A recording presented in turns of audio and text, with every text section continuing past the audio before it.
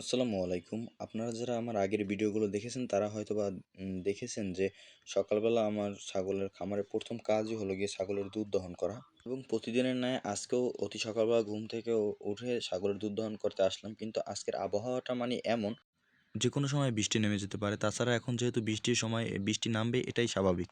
আলহামদুলিল্লাহ দুধ দহন করা শুরু করলাম। কিন্তু সমস্যা হচ্ছে গিয়ে যে দুধ দহন করতে, করতে এদিকে বৃষ্টি আস্তে, আস্তে নামা শুরু করে দিল। আর এই বৃষ্টি নামলেই আমাদের খামারে মানে অনেক সমস্যা হয়। কারণ আমরা খামারে যে কাজগুলো করি বা আমাদের ছাগলগুলো যে কোলায় উন্মুক্ত পরিবেশে যে ঘাসগুলো খায়, এই ঘাসটা আর এই বৃষ্টি নামলে খেতে পারে না। এই ঘাসটা আমাদের মানে কেটে খাওয়াতে হয়। তাই হলো গিয়ে আমাদের খামারে কাজ করতে অনেক সমস্যা হয় এই বৃষ্টির কারণে। আলহামদুলিল্লাহ দুধ দহন করা মানে শেষ পর্যায়ে। কিন্তু এমন একটা অবস্থা এই যে দেখেন যে মানে কিভাবে বৃষ্টি নামা শুরু করেছে। এই বৃষ্টি এখন থেকে মানে প্রায় ১১টা পর্যন্ত বৃষ্টি নামছে। তাই বাধ্য হয়ে আর কিছু করার নাই। কারণ ছাগলের মুখে তো ঘাস তুলে দিতে হবে আমাদের। কারণ ছাগলে যদি খাদ্য না পায় তাইলে তো যারা ছাগল পালেন তারা জানেন যে ছাগল কিভাবে মানে ব্যাবা করে ডাকে। তাই ঘাস কাটার উদ্দেশ্যে রওনা দিলাম।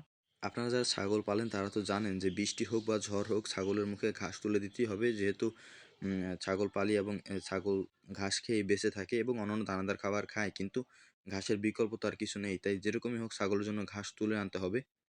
এবং এই ঘাসগুলো যেহেতু ভিজা তাই এই ঘাসগুলো তো আর ছাগলে মানে ততটা বেশি ভালো করে খাবে না। তাই এই ঘাসগুলো খাওয়ানোর জন্য আমরা ধানের কুড়া, ভুসি এবং লবণ ব্যবহার করি যেন ছাগলে ভালোভাবে মানে খেতে চায় এবং খেতে পারে।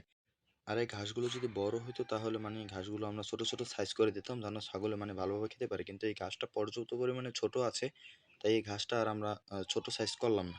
তাছাড়া অনেকে আছে যাদের মানে ছাগলে এই কাটা ঘাসগুলো খায় না, তারাও এই পদ্ধতিতে মানে ঘাস দিয়ে দেখতে পারেন যে আপনাদের ছাগলও খাবে ইনশাআল্লাহ অনেক ভালোভাবেই খাবে। আমার ছাগলও মানে আমি তো অনেক বছর হয়েছে ছাগল পালি। ১ম মানে দিলে কাটা ঘাস খাইতো না। কিন্তু এরকমভাবে দেওয়ার পরে মানে খাইতো মানে ভিজা ঘাসটা, ভিজা যে কাঁচা ঘাসটা ওই ঘাসটা মানে এইভাবে দিলে তাহলে মানে ছাগল অনেক ভালো করে খায়। আর যারা আছেন অনেকেই যে এই ভিডিও দেখে মানে ছাগল পালতে চান বা ছাগল পালার চেষ্টা করেন যে ওই ভাইরা এমনভাবে পালতেছে তাইলে তো ছাগল পালা মানে অনেক সহজ। আমরাও চাইলে পালতে পারবো।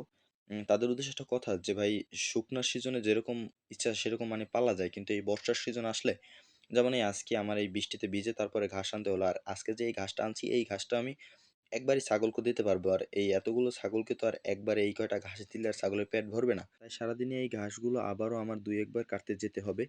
আর এছাড়াও মানে এমন, এমন দিন যাবে যেদিনকার মানে সারাদিনও বৃষ্টি পড়ে। আপনারা তো জানেন অনেকেই যে এমন, এমন দিন আসে যেদিনকার মানে সারাদিন বৃষ্টি পড়ে মানে খরা দেয় না সারাদিনে।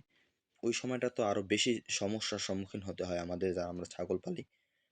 তাই আশা করি যারা নতুন, নতুন উদ্যোক্তা আছেন বা নতুন, নতুন যারা ছাগল পালতে চান তাদেরকে বলি যে ভাই আপনি একটা ছাগল পালেন বা ২ টা ছাগল পালেন, আপনার সারাদিনই এই ছাগলের পিছে খাটা লাগবে এই সবসময়। আপনি চাইলেই এদের রেখে কোনো কাজ বা কোথাও যেতে পারবেন না। কারণ আপনি যদি কোনো কিছু করতে চান তাহলে তার পিছে মানে পরিশ্রম দিতে হবে, কষ্ট করতেই হবে। তাছাড়া কোনোভাবেই কোনো জিনিস করা সম্ভব না। আশা করি সবাই মোটামুটি বুঝতে পারছেন। সবাই ভালো থাকবেন। আসসালামু আলাইকুম।